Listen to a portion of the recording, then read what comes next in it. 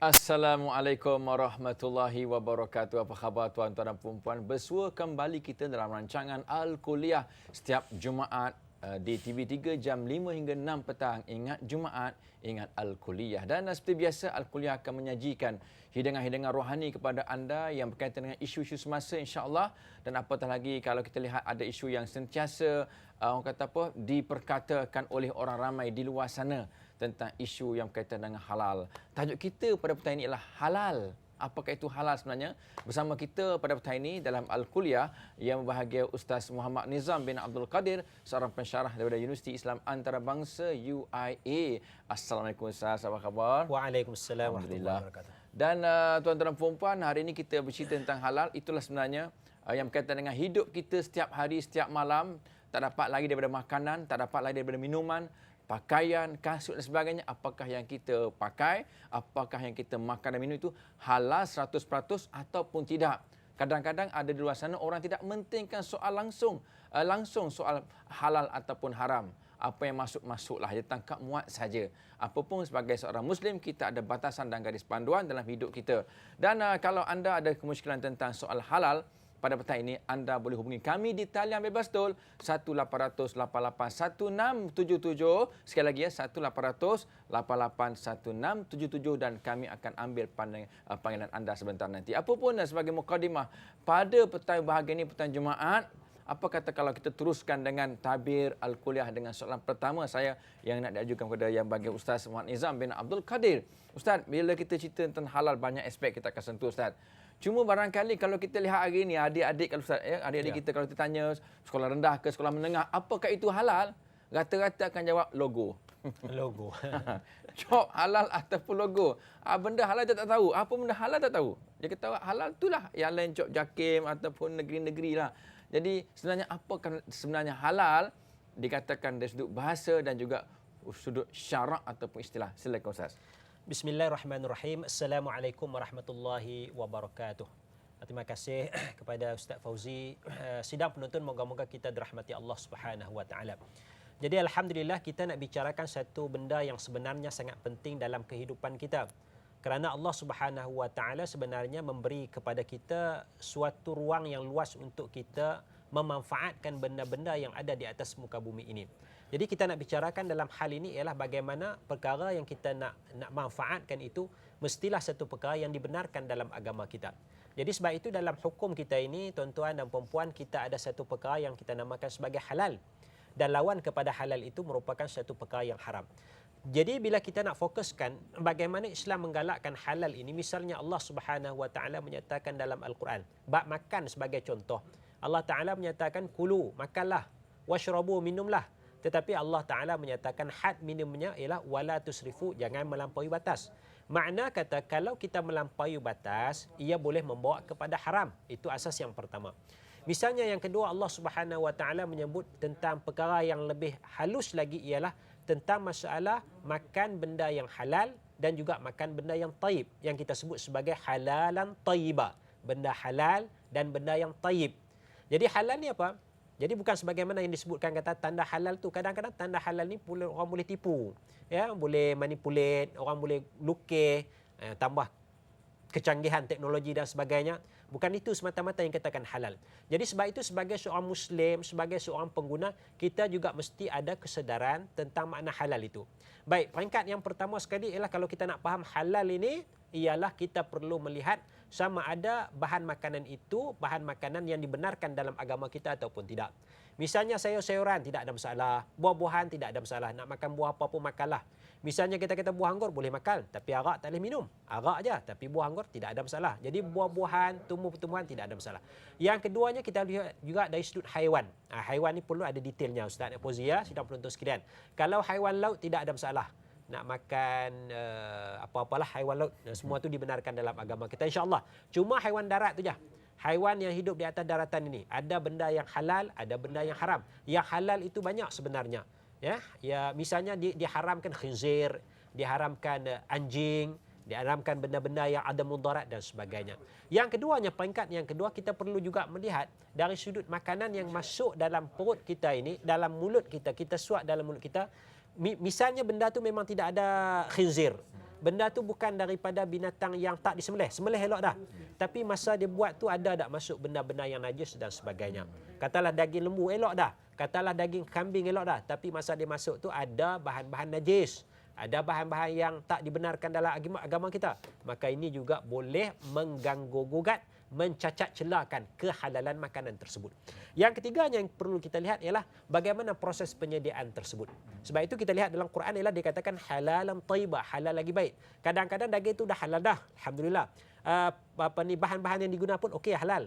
Tapi proses dia tu kadang-kadang tak ada jaga kebersihan, kadang-kadang tangan tu dia tarik hingus dia tu tak basuh, dia pegang daging tu hirih daging dia tu dimasukkan. Kita rasa sedap sangat, lemaknya. Bukan lemak santan. Lemak benda lain rupanya. Jadi kita nak melihat benda-benda ni, nak pastikan benda yang masuk dalam mulut kita halal lagi baik. Wallahu a'lam. Okey Ustaz. Alhamdulillah, itulah tuan-tuan sebagai mukadimah kita pada petang ini tentang halal. Saya tertarik kawan-kawan dalam Facebook pun hari ini yang lihat Ustaz tentang program kita Al-Kuliah, cerita tentang halal. Alhamdulillah, tengoklah sampai habis insya-Allah dan dalam Facebook. Okey Ustaz, tentang saya tertarik Ustaz tentang penyediaan, penyajian, jangan bercampur aduk dan sebagainya. Ya. Kadang-kadang ada luasan Ustaz ni dekat musim korban Ustaz. Dan musim haji ni jadi lembu-lembu banyak masuk Ustaz. Lembu-lembu untuk disembelih korbanan. Tapi lembu curi Ustaz. Sembelih. Biasa kita dengar Ustaz, pencuri dia curi lembu tapi dia sembelih, dia tak jual macam tu, dia tak potong, dia tak langgar lori ataupun dia tak katok sampai mati lah. Tapi bismillahirrahmanirrahim dia sembelih juga walaupun lembu tu curi. Apa hukumnya Ustaz, silakan. Baik. Hukum sembelih lembu yang curi ni hukumnya mati dululah. Dia akan mati yang pertama sekali. Yang kedua ni jadi masalah kita ini ialah kita dalam bab makanan kita tak makan khinzir. Kita tak makan benda-benda yang haram, tapi kadang-kadang kita tak pastikan sumber duit kita tu dapat daripada mana. Ini sebenarnya lebih besar daripada makan benda yang haram tu. Katalah sebagai seorang Muslim, Allah Subhanahu Wa Taala mengharamkan bangkai. Okey, kita makan haram, bangkai itu haram. Tapi lagi besar haramnya, lagi besar dosanya kalau kita beli makanan yang halal tapi kita menggunakan duit yang haram. Duit daripada riba, duit daripada curi, duit daripada rasuah dan sebagainya. Walaupun yang sediakan itu restoran Muslim dan sebagainya, tapi sumber yang haram menyebabkan makanan yang haram ini, yang halal ini jadi haram. Sama juga dengan kes lembu. Lembu dia sembelih elok. Memang ikut hukum syarak, urat marihnya, urat wadajain dan sebagainya, semua ni elok. Dia potong daging elok dan sebagainya. Tetapi dari mana sumbernya? Sumber daging tersebut adalah daripada lembu yang dicuri, daripada kambing yang dicuri, menyebabkan rezeki yang orang tu sembelih, dia mencuri, dosanya sangat besar. Tetapi bagi kita yang tak tahu, itu dimaafkanlah. Tapi kita nak kena hati-hatilah. Carilah dealer-dealer, pembekal-pembekal yang sah, yang kita tahu dia memang ada ternakan dan sebagainya. Wallahualam. Okey Ustaz. Ini satu lagi Ustaz tentang isu yang haram tu jelas, yang halal pun jelas Ustaz. Tapi setengah-setengah kita akan cakap, alah syubhah je, bukan haram je Ustaz, syubhah je. Jadi apakah makna syubhah itu? Adakah je itu boleh pakai atau tidak pakai? Silakan Ustaz. Baik, ini sebenarnya ada kaitan dengan hadis Rasul sallallahu alaihi wasallam yang menyatakan al-halalu bayyin. Halal tu jelas dah. Benda halal, makanan-makanan yang dihalalkan dalam Islam itu banyak.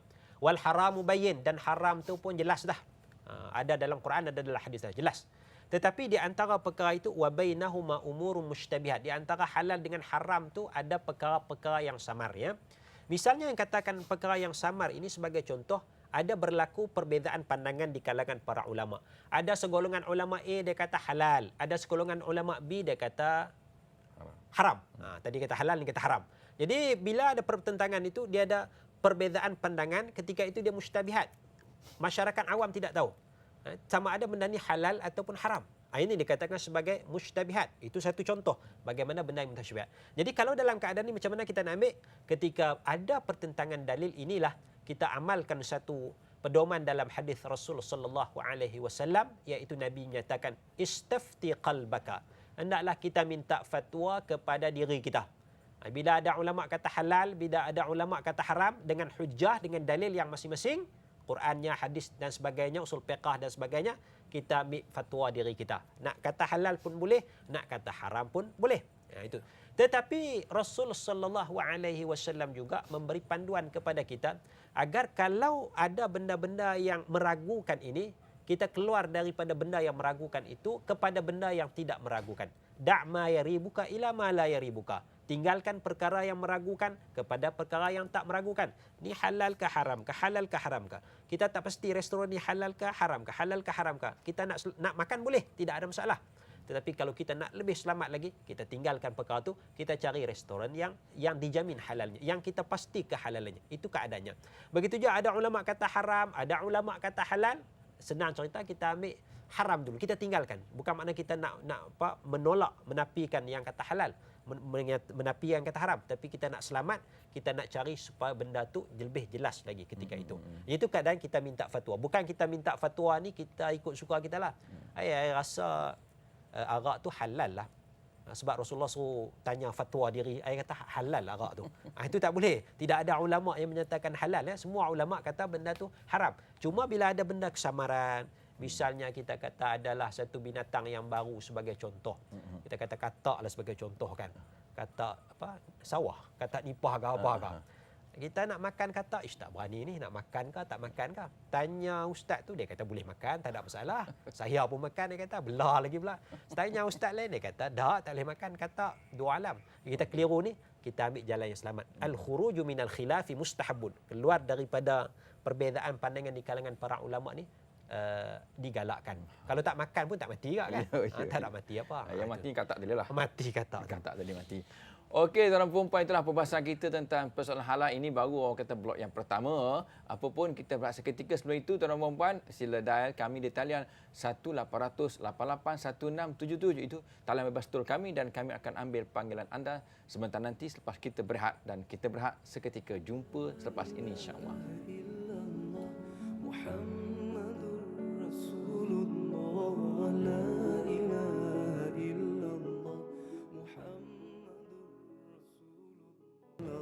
Alhamdulillah. Terima kasih anda setia bersama dengan kami dalam tajuk halal rancangan Al-Kuliah di TV3. Pada petang ini setiap minggu insya-Allah kita akan bersiaran. Apapun kita bersama dengan yang bahagia Ustaz Muhammad Nizam bin Abdul Qadir. Kalau anda ada persoalan kemusykilan, boleh hubungi kami di talian bebas tol sekarang 1-800-88-1677. Apapun sebagai mukadimah Ustaz, saya tanya Ustaz, ini satu isu juga yang baru-baru ni kita pun mendengarnya di paparan akhbar Ustaz tentang isunya kopi luwak.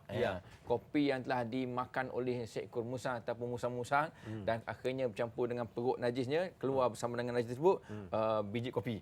Jadi ulama kita di Malaysia kata haram sebab campur dengan najis. Ulama di Indonesia kata harus sebab kopi tersebut sebenarnya yang kena najis adalah kulitnya sahaja. Kalau kopek kulitnya, kopi tu okey, boleh makan. Jadi apa stand Ustaz tentang tadi tu? Kita ada ragu-ragu, yang tak ragu-ragu, ada nak makan dan minum. Apa pandangan Ustaz? Silakan. Baik, terima kasih. Ini satu perkara yang menarik sebenarnya. Kita kembali kepada kaedah. Yang halal tu halal, jelas. Yang haram tu jelas juga. Di antara perkara itu ada perkara yang meragukan kita. Jadi Rasulullah dah bagi kaedah kepada kita, famanittaqash syubhat. Sesiapa yang menjauhi perkara yang meragukan. Bila ulama Malaysia kata haram, ulama Indonesia kata harus. Kita pun confuse nak pakai yang mana. Jadi kita boleh ambil mana-mana. Nak tak mau minum pun tak apa, nak minum pun tak apa. Sebab nak minum tu bukan seorang ulama yang kata. Satu majlis, satu institusi yang ada berpuluh-puluh ulama dalam tu yang buat kajian dengan Qurannya, dengan hadisnya, dengan kaedah fiqh usul fiqh yang menyatakan ia adalah harus. Kalau lalu minumlah. Kalau nak ajak belanja Ustaz Fauzi minum sekali pun tak apa, tapi jangan beritahu lagi. Minum habis dulu. Sedap ke Ustaz? Sedap. Itulah kopi tu. Kopi musang tu. Kopi tape musang tu. Itu satu. Tapi kalau tak mau minum pun tak apa. Sebab kita nak pegang pada haram. Tapi jangan kita menyalahkan orang. Apa yang minum kopi ni? Kopi ni haram tak? Sebab ada pandangan yang menyatakan halal. Jadi kita ambil jalan tengah ketika Okey Ustaz, banyak lagi kopi lain saya. Kopi untuk guru ada. Boleh minum. Apa pun Ustaz, kita ada panggilan di luar sana. Assalamualaikum Cik Zahirah.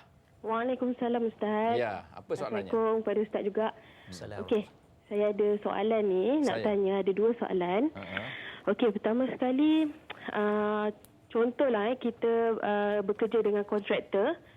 Okey, selalunya kontraktor ni kalau dia nak dapatkan projek ataupun apa, atau dia sudah dapat projek tu, dia selalu bagi macam hadiah ke, hamper ke. Okey, ada orang cakap benda tu halal, kita cuma niatkan sebagai hadiah saja. Tapi saya masih ragu-ragulah, saya nak tanya sama ada sumber macam tu sebenarnya halal ataupun haram. Okey, yang kedua pula, contohlah saya bekerja di dalam company kontraktor tu sendiri kan.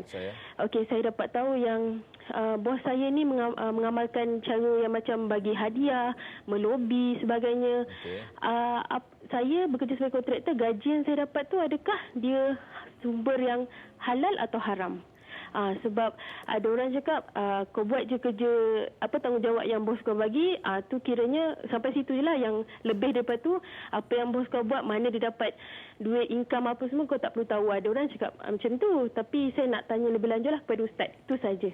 Okey, terima kasih Cik Zairah. Saya rasa Cik Zairah ni orang yang memang ada hati, yang dia selalu ikut hati Ustaz. Tak sedap hatilah, tak sedap hatilah. Okey Ustaz, ada soalan yang kedua soalan, dua soalan saya. Yang pertama ialah kerja dengan kontraktor yang mana nak dapat, bila dah dapat tu dia pun belanjalah, makan, kadang-kadang makan makanan segera dia bawa ke office, dapat projek dapat projek ataupun bagi hadiah, bagi hamper. Macam mana Ustaz? Silakan. Baik, dalam isu ini kita perlu melihat kepada aspek sama ada itu mempengaruhi keputusan ataupun tidak. Kadang-kadang dengan sebab kita bagi hadiah kepada orang yang membuat keputusan dan sebagainya, orang yang membuat keputusan tu dia tak boleh terima. Dan kita yang nak mendapatkan sesuatu projek pun tak boleh memberi juga, sebab itu boleh dianggap sebagai satu kaedah untuk kita merasuah. Ya. Sebab itu Rasulullah SAW menyatakan dalam hadisnya tentang masalah hadaya al-ummali ghululun, iaitu hadiah para pekerja. Misalnya satu projek di satu jabatan, ada pengarah dia, ada setiausaha dia dan sebagainya. Jadi kontraktor datang serahkan, kita panggil apa? Plan dia, nak dapatkan projek tu, proposal dan sebagainya. Sambil dia bagi proposal tu, dia sediakan selit ni, hadiah, tak ada apa, kalau dapat projek pun tak apa, tak dapat projek pun tak apa. Jadi bagi kedua semua orang. Semua orang tu 10 orang tu akan buat keputusan. Kan? Datang kontraktor ni pun buat macam tu juga, Jadi orang yang dapat tu dia dah ada gaji siap dah. Di jabatan sekian-sekian, dia terima hadiah tu, itu dikatakan sebagai rasuah, itu dikatakan sebagai pengkhianatan. Hadaya al-ummal ghulul, ya. Hadiah para pekerja itu dikatakan sebagai ghulul. Sebegitu juga bila mereka terima satu perkara itu sebagai rasuah, sebagai khianat, ya, kepada pekerjaan amanah mereka, maka kita yang nak bagi ni pun tak boleh buat macam tu juga. Jadi kita kena transparency. Kita kena telus. Kita datang serahkan proposal, projek sekian tanpa bagi hadiah apa-apa. Cuma yalah, kalau tak buat macam tu tak dapatlah. Tetapi kita nak melihat kalau kita buat macam tu, macam-macam akan berlaku masalah pembinaan tidak bagus, ya, sebab semua pakai main bawah meja, main rasuah dan sebagainya. Itu yang pertama, ya. Yang keduanya, masalah yang seterusnya ialah masalah gaji. Dia gaji ni dia tengok bagaimana kaedah kita bekerja itu. Kita bekerja dengan satu syarikat, tak kiralah Muslim atau bukan Muslim, tak jadi hal. Selagi mana aktiviti perniagaan itu adalah harus dalam agama, tidak ada masalah. Kita bekerja di pejabat peguam, okey, tidak ada masalah.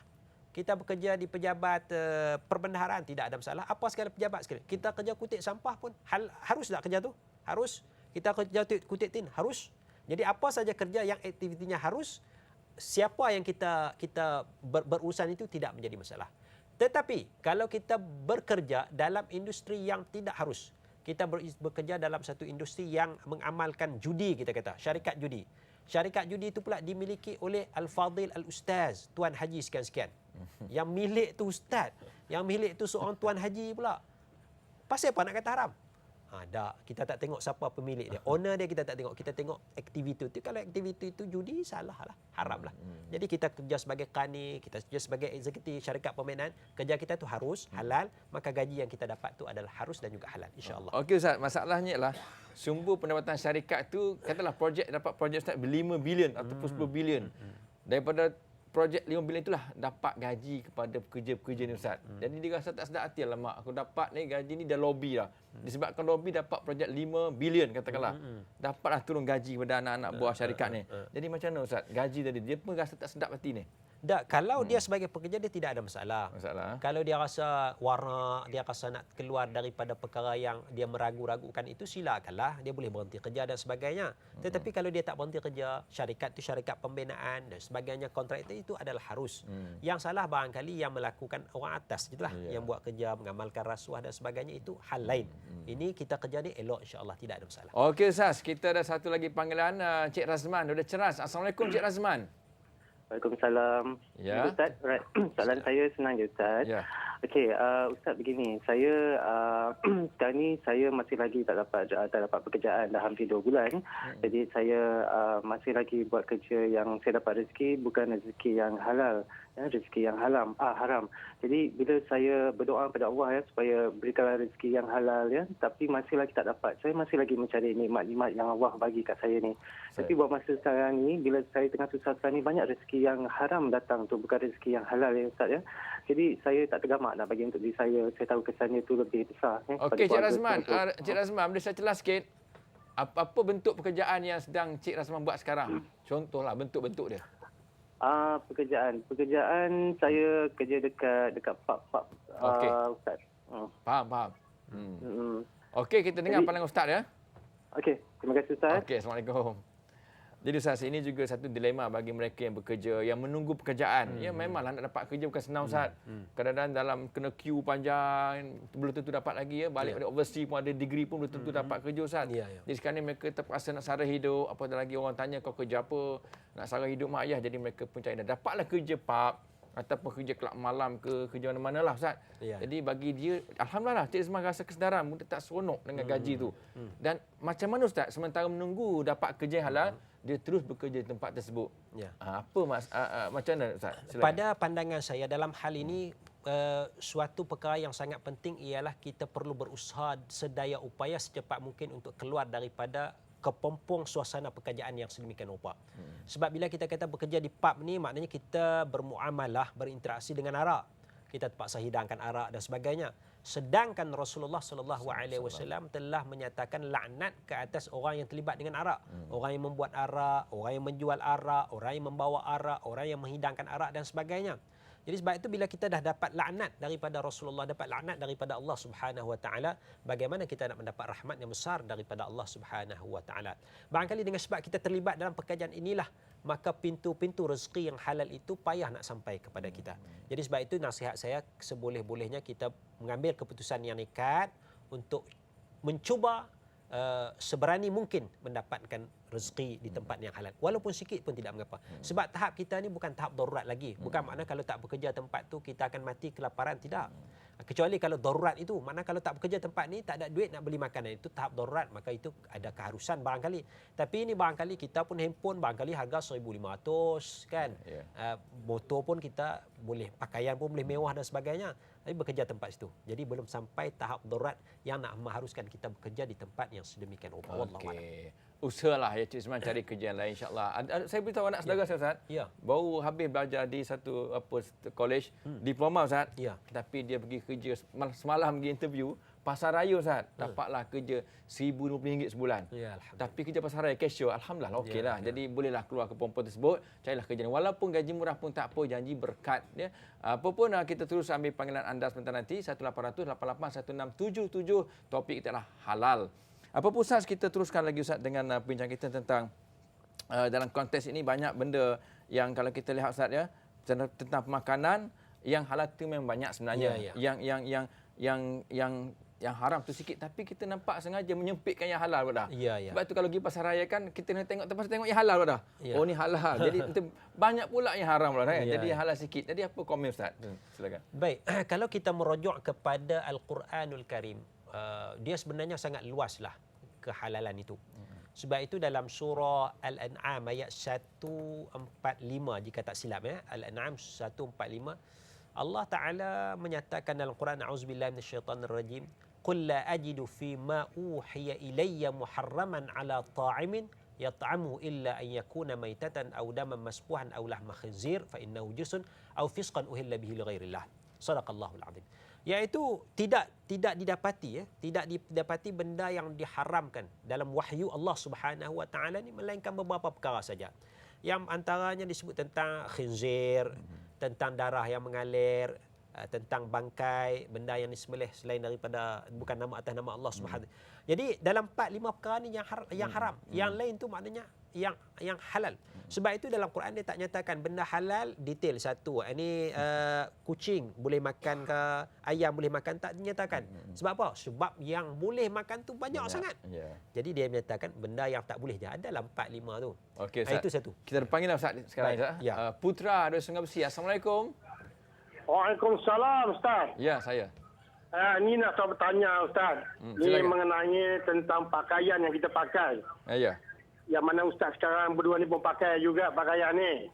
Dan saya juga pakai. Ya. Jadi pemikiran sekarang ni, kita tak banyak ada orang Islam kita membuat pemikiran baju-baju ataupun produk yang kain ini.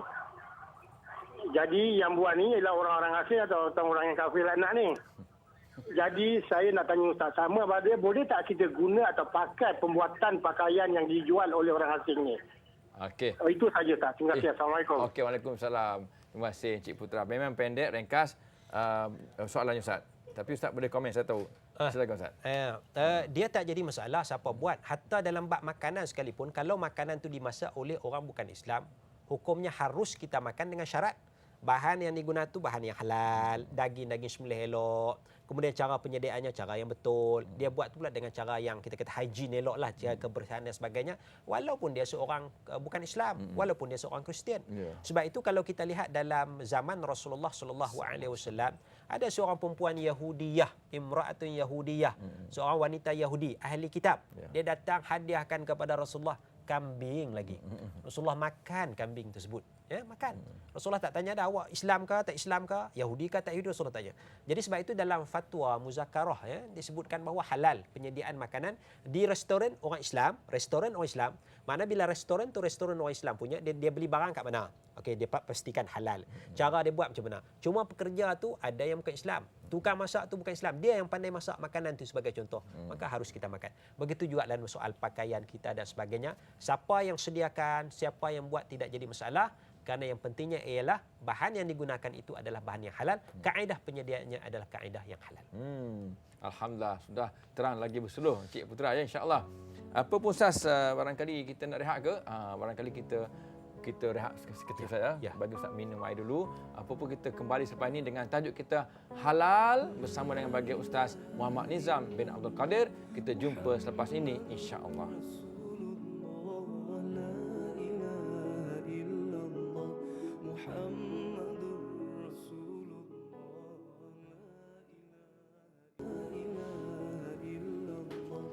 Alhamdulillah, terima kasih. Anda memang prihatin dengan perkara-perkara yang halal dalam hidup kita, insya-Allah. Kita tepikan yang haram, ambil yang halal saja sebab kita akan berdepan dengan Allah SWT dan akan ditanya segala gerak kerja kita, perbuatan kita. Jadi Ustaz, satu lagi Ustaz, saya tertarik sebab saya ramai juga kawan-kawan ada ahli-ahli perniagaan, terutamanya bukan punya besar-besar, bukan kereta-kereta mewah tapi dengan ikan, dengan ayam. Saya kadang-kadang perut ayam yang tak memang tak habis pun siapa nak ambil perut ayam tu di pasar-pasar ni, maka perut ayam tersebut dengan najis-najisnya akan diberikan kepada penternak ikan Ustaz. Ikan yang dibeli dalam kolam. Dan penternak ikan tersebut ambil perut ayam yang bercampur dengan najis, digaulkan dengan dedak, kemudian dicampak dalam kolam untuk diberi makan ikan-ikannya. Ikan apa tak tahulah. Jadi apa pandangan Ustaz? Macam mana boleh tak kita makan ikan tersebut sebab sudah diberi makan dengan najis ayam walaupun dicampur dengan dedak? Silakan Ustaz. Baik, dalam isu haiwan yang diberi makan dengan benda-benda yang kotor ini, tak kiralah kambing, lembu, ikan dan sebagainya, ini diistilahkan sebagai haiwan jallalah. Haiwan jallalah maknanya dia makan benda-benda yang kotor. Kaedahnya ialah kaedah kuarantin. Maknanya bila kita tahu dia makan benda-benda yang kotor, tak elok dan sebagainya, barangkali dia akan memberi kesan sedikit sebanyak kepada tubuh badan haiwan tersebut, ikan dan sebagainya, daging dan sebagainya. Maka kaedah kuarantin. Kuarantinnya kita sucikan makanan, bagi makanan yang baik, bagi makanan yang bersih. Misalnya ulama-ulama sebut kalau seekor lembu tu kita nak kuarantin, kita ambil masa selama 40 hari, ya. Kalau kambing tu barangkali dalam 30 hari, 20 hari, 30 hari. Kalau ayam kita nak bagi bersihkan daging dia elok, kita kuarantin dalam masa 7 hari, bagi dedak-dedak yang baik dan sebagainya. Jadi itu kaedah, bukan makna tak boleh makan langsung, boleh. Tapi maknanya kita bersihkan, kita sucikan dagingnya itu dengan kita kuarantinkan dia selama beberapa hari. Itu kaedahnya. Ya. Okey Ustaz, barangkali kalau setengah-setengah kita suka pergi melancong ataupun bercuti bersama dengan keluarga di hotel-hotel Ustaz, ataupun di resort-resort, ada tak perlu tak kita sebagai Islam ni pergi resort tersebut ataupun telefon dia, awak ni ada sedia halal tak? Ya. Sebab biasanya sedia breakfast kan di hotel, Jadi kita nak makan pun kita rasa ataupun tak perlu sibuk-sibuk Ustaz. Jangan tanyalah, itu kerja dia lah. Dia sedia breakfast apa pun.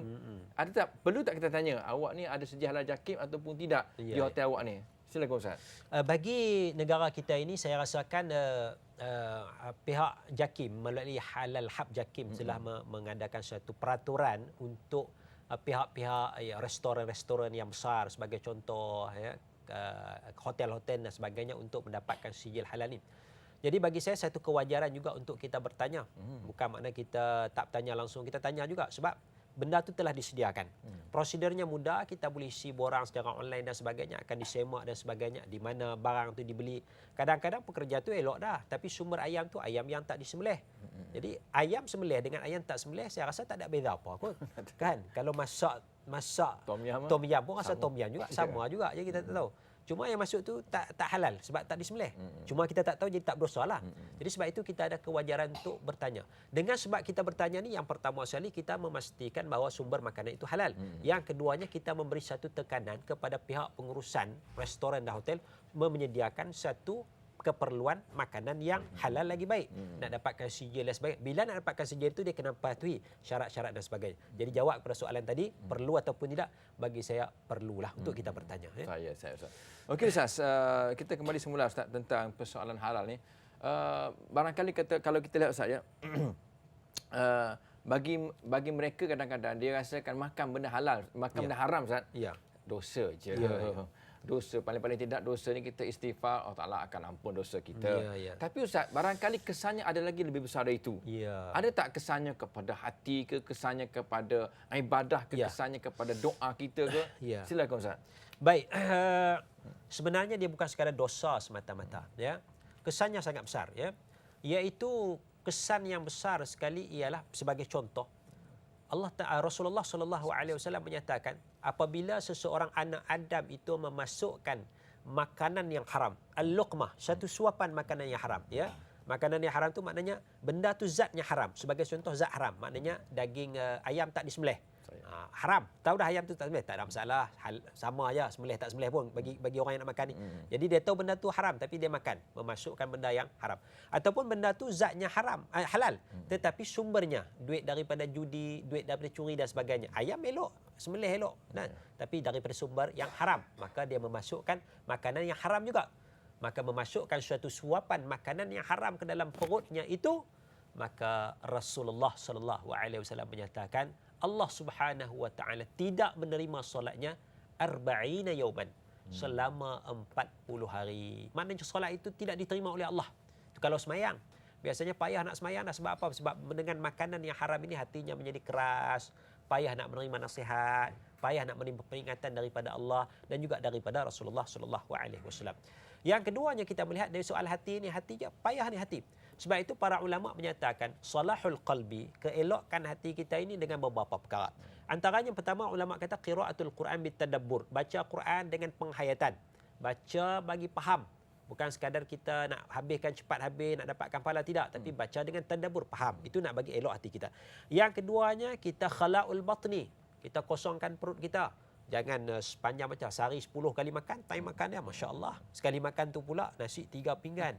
Pagi nasi lemak, pukul 10 roti canai 3 biji, pukul 1 makan pula nasi 2 pinggan, 3 pinggan.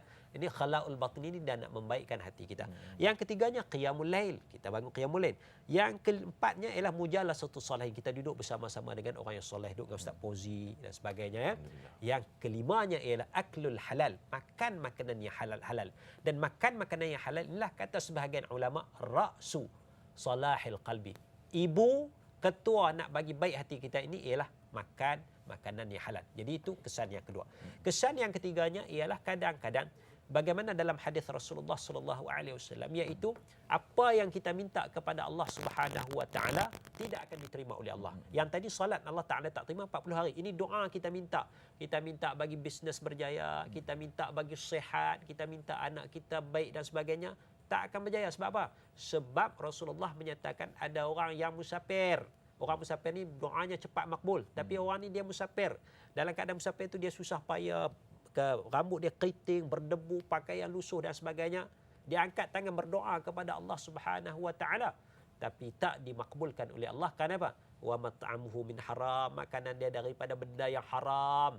Wa mashrabuhu min haram, minumannya pun benda yang haram. Malbasuhu, pakaiannya daripada benda yang haram. Wa ghudhiya bil haram, segala-galanya haram. Fa anna yustajabu lahu du'a, macam mana nak dikabulkan doanya itu? Sebab itu kita melihat bagaimana sahabat Nabi Sa'ad ibn Abi Waqqas radhiyallahu anhu, dia tanya kepada Rasulullah. Dia bukan tanya, dia minta kepada Rasulullah. Dia kata, ya Rasulullah, doalah kepada Allah agar saya ni makbul doa. Doa aja jadi, doa jadi. Nak mah, pap, nak mah, contoh kata. Nak kereta Ferrari, pap, kereta Ferrari. Allah Ta'ala boleh bagi. Jadi makbul doa itu. Yang penting makbul doa. Rasulullah kata apa? Rasulullah kata, ya Sa'adu, wahai Sa'ad, atib mat'abaka takun mustajabat da'wah.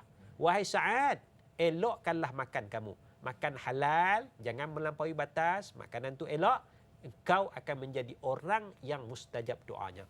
Jadi semak-semaklah muhasabah. Kenapalah kita berdoa tak makbul lagi? Kenapa kita minta 10 tahun tak berlaku lagi? Barangkali salah satu sebabnya ialah makanan kita itu zatnya haram ataupun sumber wangnya itu daripada sumber yang haram. Wallahu a'lam. Okey Ustaz, kalau kita lihat sebenarnya halal ni sangat luas isunya. Ya. Bukan sekadar pada pemakanan dan minuman saja, barangkali juga melibatkan kepada benda lain Ustaz. Termasuklah baru-baru ni Ustaz keluar surat khabar macam mana yang seorang perempuan mendapatkan rawatan disebabkan dia ni nak dapat anak, dia mandul. Salah jumpa rawatan Ustaz, akhirnya dia kena pelanggan cabul, akhirnya kena rogol. Jadi itu pun kena tengok rawatan yang halal. Jangan juga bomoh-bomoh tak tu halal yang akhirnya berdua-duaan dalam bilik Ustaz, mandi bunga sama-sama dengan bomoh. Jadi apa komen Ustaz tentang halal dari segi rawatan Ustaz? Silakan. Itu perawatan yang kita lihat katanya pakai ayat Quran juga. Pakai ayat Quran, pakai doa-doa, tapi dia ada unsur-unsur yang sebenarnya tak selaras dengan Islam. Sebab itu sebenarnya perubatan dalam Islam ini dia bukan bersandarkan semata-mata orang tu baca ayat Quran ini perubatan Islam. Kalau tak ada bacaan ayat Quran tak Islami. Tidak.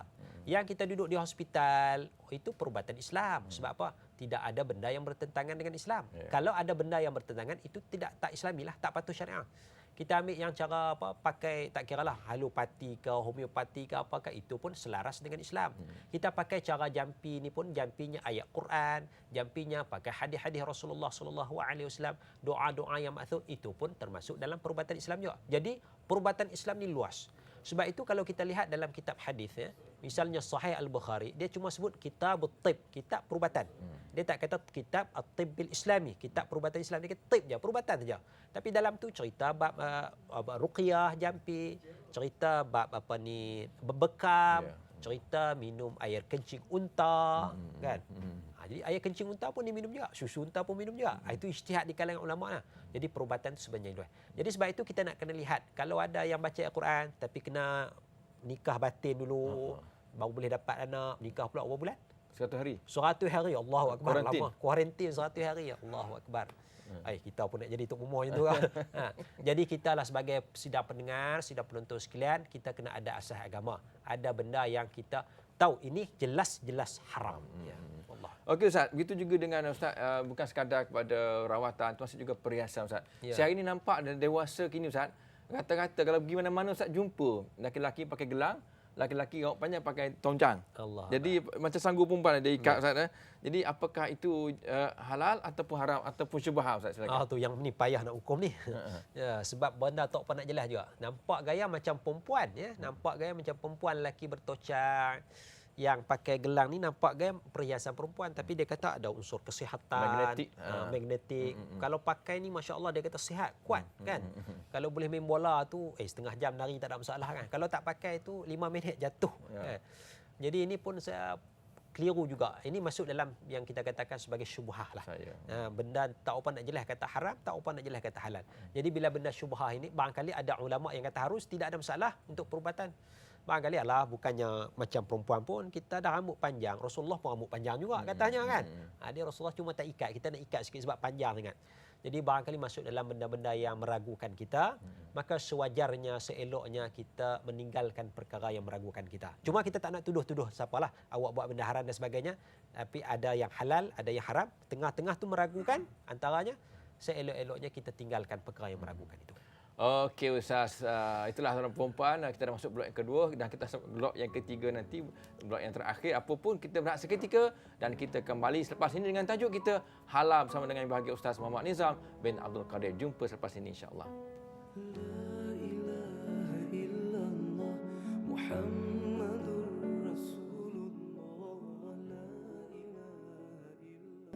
Alhamdulillah, terima kasih anda setia bersama kami walaupun di saat-saat terakhir ini. Apapun kita masih ada masa lagi untuk berinteraksi dengan tajuk kita halal bersama yang bagi Ustaz Muhammad Nizam bin Abdul Qadir, pensyarah UIA. Ustaz, satu lagi soalan Ustaz daripada sahabat kita di luar sana menanyakan bahawa apa Ustaz statusnya hukum rokok itu Ustaz? Sebab suami saya ni perokok tegar kata. Kalau perokok tegar Ustaz memang kalau hari-hari dua kotak dia balon. Duduk mana pun, dalam toilet ke, dalam kereta ke, menunggu bas ke, menunggu solat ke, solat jemaah sempat Ustaz. Satu batang. Ya. Jadi apa hukum rokok Ustaz? Silakan. Baik, ini masalah yang agak barulah sebenarnya walaupun rokok tu sudah lama. Jadi fatwa dulu-dulu, ya, fatwa zaman silam, zaman tahun 60-an, 70-an, kita melihat para ulama kita menyatakan makruh saja. Makruh ni maknanya buat tak apa, kalau tak rokok, tak isap rokok dapat pahala perilah, ya. Tetapi fatwa moden hari ini, fatwa kontemporari, sebab melihat kepada mudarat-mudarat daripada rokok itu, kebanyakan para ulama dan juga institusi fatwa, termasuklah di Arab Saudi, di Malaysia sendiri pun menyatakan bahawa merokok hukumnya adalah haram. Ya, haram maknanya berdosalah, ya. Tetapi dalam masalah ini kita tak dapat nak elakkan sebab ramai sangat orang yang merokok dalam isu ini, ya. Tetapi haram dia itu bukanlah haram macam arak. Arak tu makna tak boleh petikai lagi. Barangkali I tak pegang kata haram, I pegang kata makruh je. Tok Wan I dulu buka guru pondok sekali, buka pondok, rokok ni popo dan sebagainya. Jadi dalam masalah ini kita ambil lah pandangan yang kata haram tu kuat sebenarnya. Kita cubalah tinggalkan sikit-sikit. Kalau dulu 5 kotak sehari kan, pas mayang subuh habis kotak. Pas mayang zuhur ya, sehari 5 waktu 5 kotak juga. Tinggallah sekotak sehari, dah tahan sebulan sekotak, tinggallah setengah kotak, sikit-sikit lah cuba kan. Jadi kalau tak tahan juga ambil rokok daun lah. Murah pun murah kan. Kita nak gelintir, apa orang kata gelintir lambat tu. Tembakau tu kan. Dia syahdu sikit tu. Dia feeling dia tu lain sikit. Nak masukkan tu bawa benda tu sedap je tu. Segulung tu baru 30 sen. Betul. Ni sebatang ni RM1 lebih bah. Sebatang ni 30 sen segulung. Boleh tahan seminggu tu kan. Tembakau pun harga RM1 je. Gulung sendiri, buat sendiri. Rokok sendiri yang berhad. Jadi kurang-kurangkanlah bagi yang berokok tu di luar sana kurang-kurangkanlah ya Allah. Kalau kita lihat Ustaz, dalam rokok Ustaz lebih 4,000 bahan kimia yang membahayakan anggota badan kita sebenarnya. Apapun harap siapa-siapa yang kata jemaah haji nanti balik ya, haji nanti berhentilah merokok saya. Ya. Itu tanda haji mabrur tu. Masya-Allah, ya betul. Okey Ustaz, bukan sekadar Ustaz kita lihat bukan sekadar makanan, minuman, rokok dan sebagainya, pakaian. Kita ada panggilan lagi ke? Assalamualaikum. Assalamualaikum. Siapa di sana? Saya Sahidi yang dari Kulim. Okey, silakan tuan. Soalannya. Okey, Ustaz. Ya. Saya pekerja kilang. Ya, Lepas tu saya punya bos tu seorang Cina, seorang lagi mualaf. Tapi yang mualaf tu pun saya ingat dia masuk Islam sebab dia nak kahwinnya dengan orang Melayu. Lepas tu baru-baru ni dia buat undang-undang kata sembahyang Jumaat dia kena selang. Makna 2 minggu sekali baru boleh pi. Okey. Minggu ni pi, minggu depan tak boleh pi. Minggu depan pula baru boleh pi. So hukum ni macam mana tu Ustaz? Okey, saya nak tanya tuan sekejap ya. Di kilang tuan kerja sebagai apa? Saya bahagian engineering. Oh, bukan pengawal keselamatan bukan Bukan. Okey, bahagian engineering. Okey, kita dengar jawapan Ustaz ya. Assalamualaikum. Okey Ustaz, ini juga satu isu permasalahan di kalangan umat Islam yang kadang-kadang majikan tidak membenarkan sembahyang Jumaat. Barangkali ada kepentingan tentang kilang tersebut. Jadi apa komen Ustaz, silakan. Yang pertama sekali setahu saya dari sudut undang-undang ni kira salah tu, ya. Patutnya dia ada hak sebagai seorang yang beragama, tak kiralah Islam ke bukan Islam ke, hak untuk dia melakukan ibadah, ya, melakukan syiar agamanya. Jadi sebagai seorang Muslim sepatutnya hak itu dijaga dan dipertahankan, ya. Tetapi kadang-kadang kalau kita melihat ada kepentingan untuk operasi kelang tersebut, maknanya tak boleh tinggalkan. Misalnya kita kata satu kelang ni dia punya, ada satu kelang sebagai contoh, kelang buat baja, dia punya bahan pemanasan tu dia ambil masa banyak hari nak panaskan. Bila nak panaskan, bila semua orang pergi semayang, dia kena tutup. Bila tutup tutup, dia nak kena ambil masa nak lepas sembahyang Jumaat tu nak panaskan balik tu ambil masa 2 hari 3 hari pula. Jadi masalah tu. Kalau dalam masalah tu memang kepentingan operasi dan sebagainya, ada keharusan untuk kita buat jadual selang-seli. Maknanya 3 kali pergi Jumaat, sekali tak pergi Jumaat, barangkali ada keharusan ketika itu. Tetapi kalau kerja biasa, maknanya kalau kita berhenti ni menyebabkan operasi, kita bisnes tak laku, tak ada masalah, tak ganggu kerja kilang. Bajar lagi pekerja bukan Islam dan sebagainya. Barangkali kita kena pertahankan hak kita sebagai seorang Muslim dalam isu ni. Okeylah, macam tentera Ustaz di sempadan operasi kan. Dia tak sembahyang Jumaat pun masa tu ada keuzuran Ustaz kan, sebab ketika itu sedang berperang dan sebagainya atau beroperasi. Jadi Ustaz akan komen ke depan nantilah insya-Allah ya. Okey Ustaz, tentang Ustaz, satu lagi Ustaz. Kita ada Jabatan Buruh kan? Apa-apa saja masalah umat Islam, kembalilah Jabatan Buruh buat laporan di sana insya-Allah. Apa saja jawatan anda, kalau anda dilarang untuk sembahyang atau sembahyang Jumaat, boleh rujuk Jabatan Buruh insya-Allah. Ni kadang-kadang Ustaz dia bagi solat Jumaat pergi shopping kompleks. Apa tu Ustaz cerita Ustaz? Dia tak sembahyang Jumaat pergi shopping kompleks. Itu ada uzur kot, uzur syar'i kot barangkali ada uzur syar'i. Ya, bagi orang lelaki kita kena pegang kepada hadis Rasulullah sallallahu alaihi wasallam ya. Ini siapa yang meninggalkan solat Jumaat tahawunan biha atau kama qal, yang dia tinggalkan ini kerana nak main-main dengan solat Jumaat. Ambil masa 2 jam waktu rehat tu bukan pergi solat Jumaat. Solat Jumaat ni sekejap je sebenarnya, dengan khutbah dan sebagainya, lebih kurang 20 minit, setengah jam selesai dah. Boleh pergi makan lagi dan sebagainya. Tapi dia sengaja nak meninggalkan solat Jumaat kerana nak main-main dengan perintah Allah Subhanahu wa taala. Allah Taala cop hati dia itu sebagai seorang munafik. Ini besar kesalahannya itu. Jadi jangan kita main-main dengan perintah Allah. Sebab apa? Sebab dia akan mempengaruhi kehalalan pendapatan rezeki yang kita dapat itu. Okey Ustaz, tentang institusi keuangan pula Ustaz ya. Kita masuk barangkali halal dari segi, iyalah kita hari ini Ustaz memang canggihlah dari segi keuangannya. Ada yang perbankan, adanya insurannya, ada pelaburannya Ustaz. Jadi Ustaz, macam mana kita tentukan biarlah keuangan kita ialah pastinya halal 1%, silakan Ustaz. Baik, alhamdulillah kita yang perbankan ni kita nak bebas daripada unsur riba sebenarnya. Kerana Allah Subhanahu wa taala menyatakan wa ahallallahu al-bai'a wa harrama riba. Allah Subhanahu wa taala telah menghalalkan jual beli, transaksi jual beli, dan Allah mengharamkan riba. Maka daripada itulah kita memperkenalkan pihak berkuasa, pihak kerajaan telah memperkenalkan, bank negara dan sebagainya berusaha memperkenalkan perbankan Islam ini satu usaha yang sangat baik, sangat mulia, selaras dengan maqasid syariah sebenarnya. Jadi sebagai seorang Muslim, kita sebenarnya sudah ada pilihan. Kalau zaman tahun 60-an, 70-an dulu tidak ada masalah kita nak ambil perbankan yang bukan Islam ni. Kita terlibat dengan riba, kita beli kereta dan sebagainya, itu tidak ada pilihan ketika itu. Nak beli cash memang tak mampu. Tetapi ketika mana sekarang ini tahun 2012, kita sudah mempunyai banyak sudut-sudut perbankan Islam ni. Bahkan setiap bank tu kalau tak salah saya memang ada menawarkan perbankan Islam. Tapi kita masih lagi berminat dengan perbankan yang tidak patuh kepada syariat ini, maka ini merupakan satu dosa kerana kita terlibat dengan perkara yang diisytiharkan riba, diisytiharkan perang oleh Allah Subhanahu wa taala. Jadi sebagai seorang pengguna Muslim, cari perbankan patuh syariah.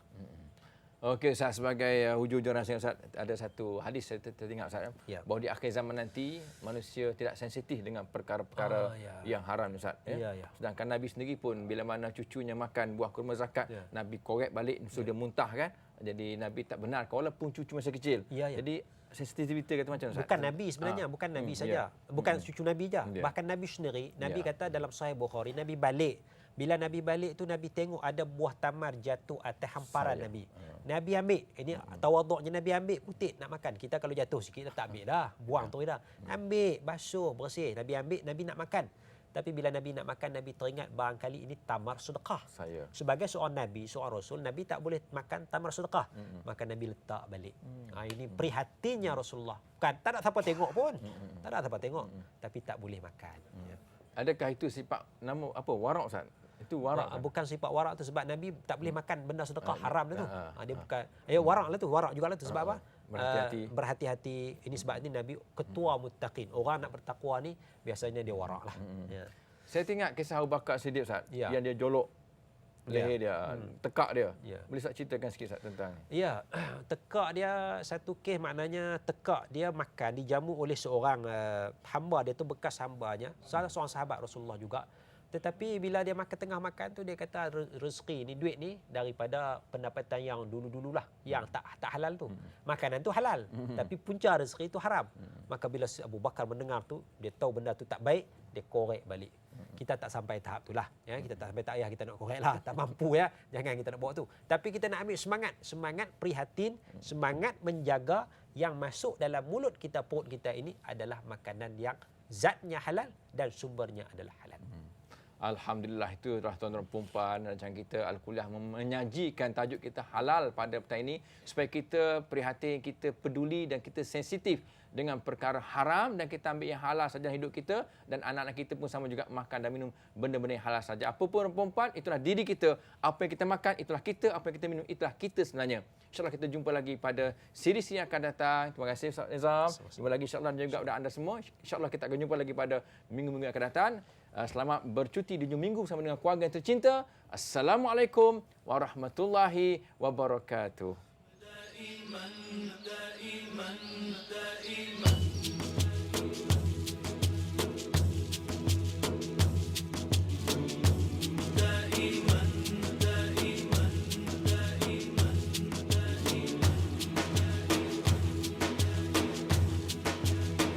مولاي صل وسلم دائما أبدا على حبيبك خير الخلق كلهم. مولاي صل وسلم دائما أبدا على حبيبك خير الخلق كلهم. محمد سيد الكونين والثقلين. محمد سيد الكونين والثقلين. محمد سيد الكونين والثقلين والفارقين من عرب ومن عجم. مولاي صل وسلم دائما أبدا على حبيبك خير الخلق كلهم.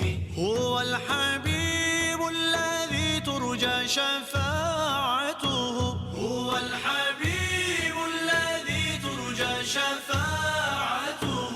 هو الحبيب الذي ترجى شفاعته لكل هول من الأهوال مقتحم. مولاي صل وسلم دائما أبدا على حبيبك خير الخلق كلهم. مولاي صل